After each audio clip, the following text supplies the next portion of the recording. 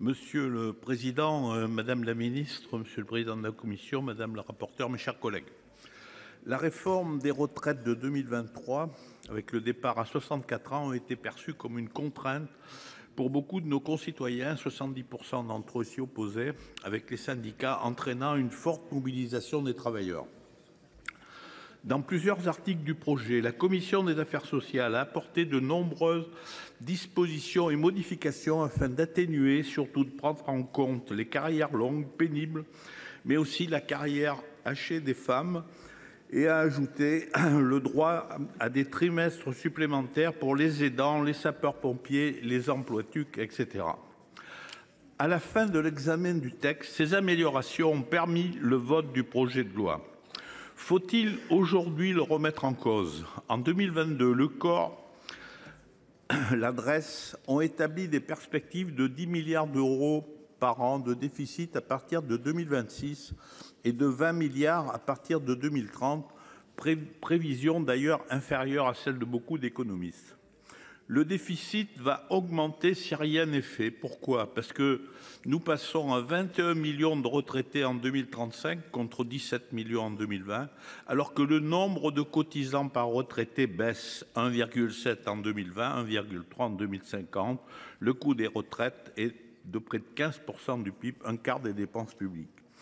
Il faut aussi rappeler que les cotisations de la part de l'État employeur dans le cadre de la convention EPR représentent 74% des salaires des fonctionnaires civils et davantage pour les régimes spéciaux. Les collectivités et les hôpitaux, c'est 31% des salaires, alors que le privé est 16,5%. Mais pour le secteur privé, l'État subventionne également les exonérations des cotisations qui ont remplacé le CICE, d'ailleurs mise en place par François Hollande, qui était là le bon sens corrézien. Cela pour avoir des entreprises compétitives. Ces exonérations ont permis de créer plus d'entreprises avec le chômage ramené de 9,% à 7,5%. Il faut donc prévoir tout cela, mais le budget de notre pays, avec 3 000 milliards de déficit de dette et 5,5% de déficit en 2023, peut-il subventionner davantage les retraites? Nous voyons que non, et les entreprises non plus. Madame Touraine, ministre du Travail dans le gouvernement de François Hollande, et le Parti socialiste ont bien compris en 2015 les difficultés d'équilibrer les retraites et ont voté une loi allongeant la durée à 43 ans de cotisation pour une retraite complète. On commence à 21 ans, le départ 64 ans. Avec les partenaires sociaux, devrait être intégré davantage dans les réflexions et les actions.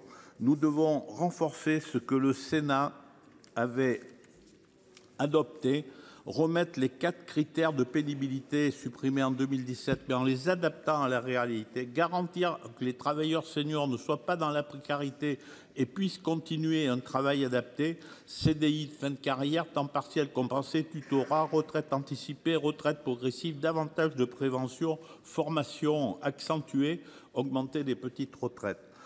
En France, 57% des travailleurs âgés de 55 à 64 ans sont en emploi, ils sont 72% en Allemagne. L'objectif est donc d'augmenter le nombre de cotisants de 10% pour équilibrer les retraites en 2030. Mes chers collègues, développer l'emploi des seniors sans précarité pour eux, afin d'équilibrer, de maintenir les retraites par répartition, devrait être un objectif social commun pour nos enfants et l'avenir de la France. Cela est fait dans notre pays.